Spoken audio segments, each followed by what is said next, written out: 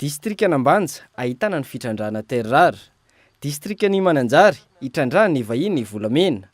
Ny Fitrandrahana Fasimainty any amin'ny faritra Anosy sy any amin'ny faritra Atsimo Andrefana. Santinony amin'ireo fitrandrahana maro manerana ny nosy nomeny ny ONE na ny Office National pour l'Environnement fahazoan-dalana ara-tontolo iainana.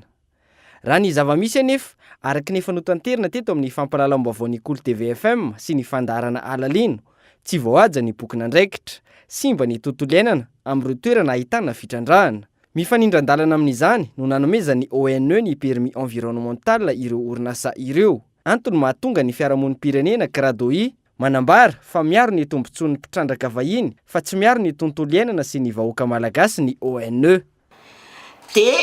Maninona ny ONE mbola manome ihany permis any orinasa io, nefa ministera piay azy no efa milaza fa tsy mandika lalàna io sinoa io satria ny ONE koa dia mahafantatra tsara fa Madagasikara dia nakatolo le atao hoe convention de Minamata mandrara ny fampiasana mercure amin'ny fitrandrahana amin'ny fikirakirana amin'ny volamena.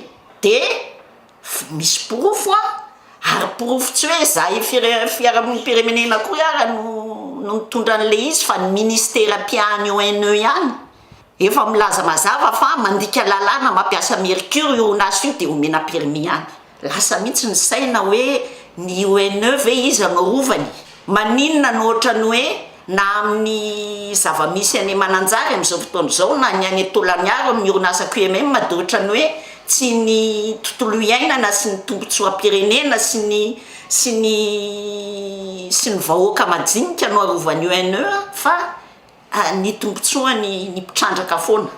Manoloana izany, ny fandravana ireo birao mandrafitra ny Office National pour l'Environnement no vahaolana arosy ny rakoto vao teo filohan'ny fikambanana mazoto. Aorian'izay no ametrahana olona vonona hiaro ny tontolo iainana ho tombontsoany ny taranaka. Io ONE io izay eo Antaninarenina io tokony formatena arava indray mandeha dia atsangana. Tsisy zavatra ataon'io ONE io raha tsy mivarotra ny tanindrazana malagasy ty.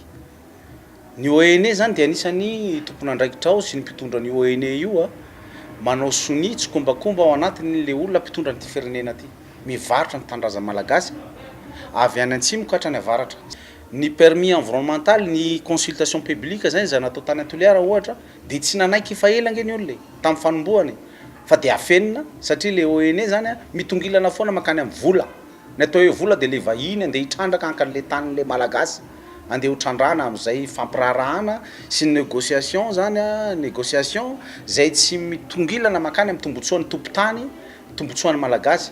Miantso ny tompona andraikitra amin'izao fotoana izao ny fiarahamonim-pirenena KRADOI sy ny fikambanana mazoto ary ireo vahoaka iny fotony anokatra fanadihadiana amin'ny fomba fiasan'ity ONE ity fa ihany koa ny fanampanazavana mazava avy amin'ny mahara-dalàna na tsy ireo fahazoan-dalana ara-tontolo iainana nomena ireo orinasa vahiny mitrandraka ny arenan-kibon'ny tanin'ny malagasy. Aorian'ny fanadihadiana raha hita ny lesoka mandray fepetra amin'ireo izay mandika lalàna amin'ny mahatanitandalàna ny Madagasikara ny tompona andraikitra.